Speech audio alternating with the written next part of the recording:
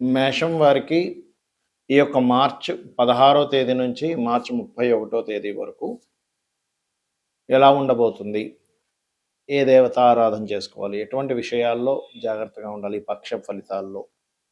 అనేటువంటి విషయాలు చెప్తుంది నేనైనప్పటికీ చెప్పిస్తుంది సాక్షాత్ లలిత అమ్మవారిగా భావిస్తూ, ఆ లలితాంబిక అమ్మవారి యొక్క అనుగ్రహం పరిపూర్ణంగా మీ అందరికీ కలగాలని మనస్ఫూర్తిగా కోరుకుంటూ, ఇక్కడ మీకు కనుక చూసుకున్నట్లయితే మీ మేషం నుంచి 12వ స్థానంలో 3 గ్రహాలు అంటే రవి, శని, శుక్రుడు. ఆ యొక్క శుక్రుడు 27వ తేదీ నుంచి మళ్ళీ రాశిలోకి వస్తున్నాడు. అదేవిధంగా ఏకాదశంలో రాహువు, కుజుడు, బుధుడు ఉన్నారు. 3వ స్థానంలో గురువు, 5వ స్థానంలో కేతువు. ఈ చంద్రుడు మకర రాశి నుంచి మిథున రాశి వరకు, ఆల్మోస్ట్ మిథున కర్కాటక రాశుల వరకు ఈ యొక్క పక్షంలో తిరుగుతాడు.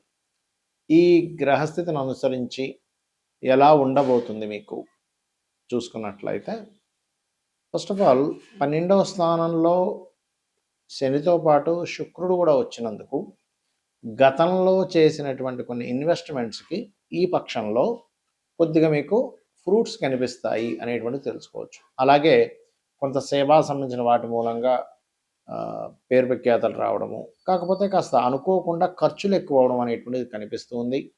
మరియు మీరు ఈ పక్షంలో 17, 18, 19 తేదీలు కాస్త మీరు ఏదైనా ఎక్కువ లాభం వస్తుంది అని అనుకుని ఒక్కోసారి తొందరపడి మనం ల్యాండ్స్ తీసుకోవడము, లేదా ఫ్యాక్టరీస్ పెట్టడమో, లేనట్లయితే కొన్ని సంస్థల నిర్మాణం చేస్తూ ఉంటాం. ఈ 3 రోజులు కాస్త జాగ్రత్తగా ఉండండి. 3వ స్థానంలో గురువు ఉన్నందుకు కొంచెం ఎవరితోనైనా మాట్లాడేటప్పుడు అది కొంత జాగ్రత్త పడుతూ ఉండాలి. మరియు అదేవిధంగా నిర్ణయాలు తీసుకునేటప్పుడు కాస్త జాగ్రత్తగా నిర్ణయాలు తీసుకోండి. ఈ పక్షంలో 27వ తేదీ నుంచి లగ్నంలోకి అంటే రాశిలోకి శుక్రుడి యొక్క సంబంధం వస్తుంది కాబట్టి అక్కడి నుంచి మీకు వివాహ సంబంధించినటువంటివి ఏవైతే ఉంటాయో ఆ యొక్క విషయాలన్నీ కూడా మీకు చాలా కొంచెం మూమెంట్ అనేటువంటిది వస్తుంది. కాకపోతే 12వ స్థానంలో శని రవులు కూడా ఉంటున్నారు కాబట్టి కాస్త వివాహ జీవితం విషయంలో అనవసరమైన ఈగోస్ కూడా వచ్చే ఛాన్సెస్ ఉంటాయి. ఈగో సంబంధించిన వాటి మూలంగా కూడా కొంత ఇబ్బందులు వస్తాయి కాబట్టి ఆ విషయంలో జాగ్రత్తగా ఉండండి. అదేవిధంగా మీరు చేయవలసిన దేవతారాధన ఏమిటి చూసుకున్నట్లయితే మీరు ఎక్కువగా గణపతి ఆరాధన చేయండి.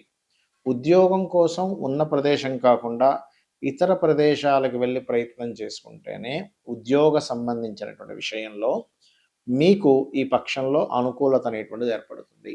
ఇక మీరు చేయవలసినటువంటి దేవతారాధన గణపతి ఆరాధన, సూర్య నమస్కారాలు ఎక్కువగా చేయండి. మరియు వీలైనంత మట్టుకు గోవుకి ఏలినాటి శని నడుస్తుంది కాబట్టి గోవుకి బెల్లం తినిపించండి. అన్ని విధాలు మీకు బాగుంటుంది. చాలామంది ఏంటంటే ఈ మనకు నెక్స్ట్ రాబోయేటువంటి ఉగాది విషయంలో కానివ్వండి, ఎందుకంటే మనకి పక్షంలో ఉగాది వస్తుంది కాబట్టి ఉగాదికి సంబంధించినటువంటి విషయంలో ఆదాయ వ్యయాలు, లేకపోతే రాజ్యభుజ అవమానాలు, ఏలినాటి శని, సర్పదోషాలు ఇవే చూసుకుంటుంటాం. అంటే కాలసర్ప దోషం ఉంది కదా. అయితే వీటన్నిటికంటే ముఖ్యంగా మనం చూసుకోవాల్సిన విషయం ఏమిటి అంటే, మీరు మీ పర్సనల్ చార్ట్ అనేది ఒకటి ఉంది. ప్రతి జీవి కూడా వాళ్ళ యొక్క పూర్వజన్మలో చేసిన పాపకర్మలు, మంచి కర్మలు, వాటి వల్ల చార్ట్ అనేది మనకి క్రియేట్ అవుతుంది. పర్ఫెక్ట్గా ఆ యొక్క సమయంలోనే ఆ గ్రహస్థితి ఉన్నప్పుడే పుడతాడు జీవుడు. ఎవరెవరికి రుణపడి ఉన్నాడో ఆ రుణాలు తీర్చుకోవడానికి, ఎవరెవరు ఈయనకు రుణపడి ఉన్నారు వాళ్ళందరూ కూడా ఈ యొక్క జీవితంలో కలుస్తారు. అందుకని మనం ఏం చేయాలి, మన జన్మజాతకంలో లగ్నాన్ని ముందుగా పరిశీలన చేసుకోవాలి. అంటే మన లగ్నరీత్యా మనకి ఏ పూర్వజన్మ కర్మ వల్ల ఇది జన్మించాం. ఒక్కొక్క లగ్నానికి ఒక్కొక్క ఇది ఉంటుందండి. ఇప్పుడు మేషలగ్నం ఉందనుకోండి, వాళ్ళ పూర్వజన్మ కర్మ అంతా కూడా ఈ ఎవరికైనా అప్పులు ఇవ్వడం, తీసుకోవడం ద్వారా ఇరుక్కుపోతుంటారు. అది ప్రధానంగా చూసుకోవాలి. అదే వృషభం అనుకోండి, మీకు గురువులతో తెలియకుండానే గురువుల వల్ల యొక్క శాపం అనుకోండి, లేకపోతే అంటే ఏదైనా గురు సంబంధించినటువంటి దీంట్లో ఉంటుంటుంది వాళ్ళకి, వాళ్ళ లైఫ్ అంతా కూడా.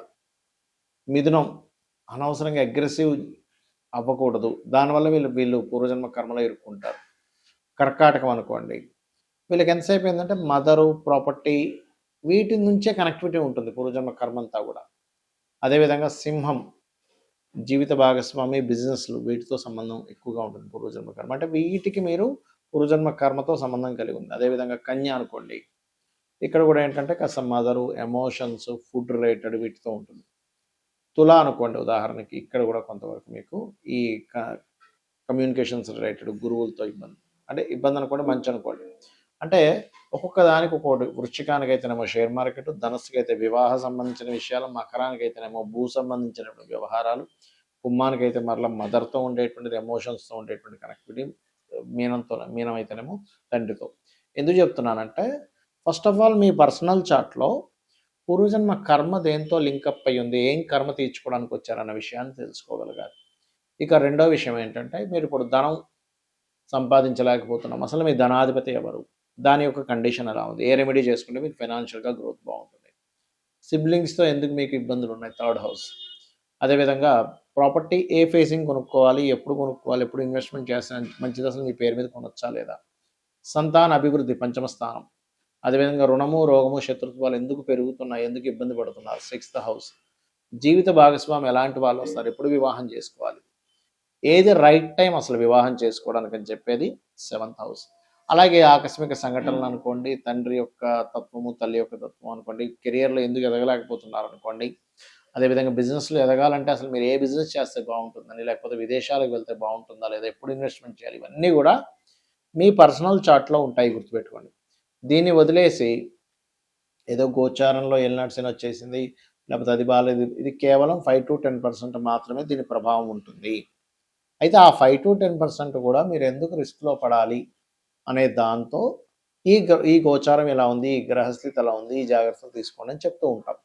కానీ మీరు అర్థం చేసుకోవాల్సింది ఏంటంటే, మీ జన్మజాతకము, మీ పర్సనల్ చార్ట్లో లగ్నం నుంచి 9 గ్రహాలు 12 భావాల్లో ఎక్కడెక్కడ స్థితి పొందాయి, దాని మూలంగా ఎలాగా. సరే, కొంతమందికి జాతక చక్రం ఉండదు, అప్పుడు ఏం చేయాలి, సింపుల్గా ఏం లేదు, ఉదయము సాయంత్రము లలిత చేసుకోండి. మీ జాతక చక్రంలో ఉండే దోషాలను అమ్మవారే తిరిగి రాస్తుంది, 100% అందులో ఎటువంటి డౌట్ లేదు. ఎందుకంటే లలితా సహస్రనామాల్లో ఒక్క నామం పట్టుకొని మీరు రెగ్యులర్గా చాంటింగ్ చేసిన ఆ ఒక్క నామము పూర్వజన్మల్లో ఉన్నటువంటి అనేకమైనటువంటి పాపాలని దగ్ధం చేస్తుందట. కాబట్టి ఇలాగైనా చేయండి, కనీసం శ్రీమాత్రే నమః. లేదంటే నాకు ఫైనాన్షియల్గా ఇబ్బంది ఉంది, ఓం సంపత్కరీ సమారూఢ సింధుర వ్రజ సేవితాయే నమః.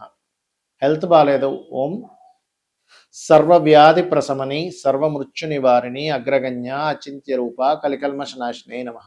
ఇలాగా ఒక్కొక్క నామాన్ని ఒక్కొక్క దీన్ని బట్టి మీరు చేసుకుంటూ వెళ్ళవచ్చు, గుర్తుపెట్టుకోండి.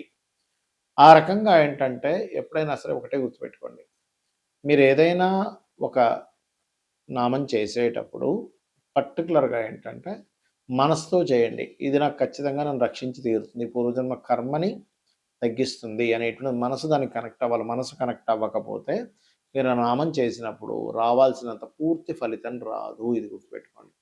అలాగే ఇంట్లో ఉండే వాస్తు సంబంధించినటువంటి విషయాల్లో కూడా అసలు వాస్తుపరంగా ఎలా ఉంది, ఉత్తరంలో ఏమైనా బాత్రూమ్ లెటర్న్స్ ఉన్నాయా, ఇంట్లో ఉండేటువంటి రంగులు ఏమిటి, ఇవి కూడా దీని ప్రభావం చూపిస్తూ ఉంటుంది. కాబట్టి ఇవన్నీ చేయండి, తెలుసుకోండి, ఖచ్చితంగా మీ లైఫ్ బాగుంటుంది.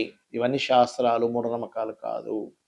సో కాకపోతే ఏంటంటే, ఇప్పుడు చూడండి, మనకి డాక్టర్స్ కావచ్చు, ఇంజనీర్స్ కావచ్చు, లేకపోతే మనకి మెకానిక్ వెళ్తే బండి వెహికల్ చేసి రిపేర్ చేసేవాడు కావచ్చు, వాడు సరిగ్గా పూర్తిగా తెలుసుకోకపోతే ఏమవుతుంది, ఒకదానికోటి చేస్తాడు. అలాగే శాస్త్రాన్ని పూర్తిగా తెలుసుకునే ప్రయత్నం చేయండి. శ్రీమాత్రే నమః.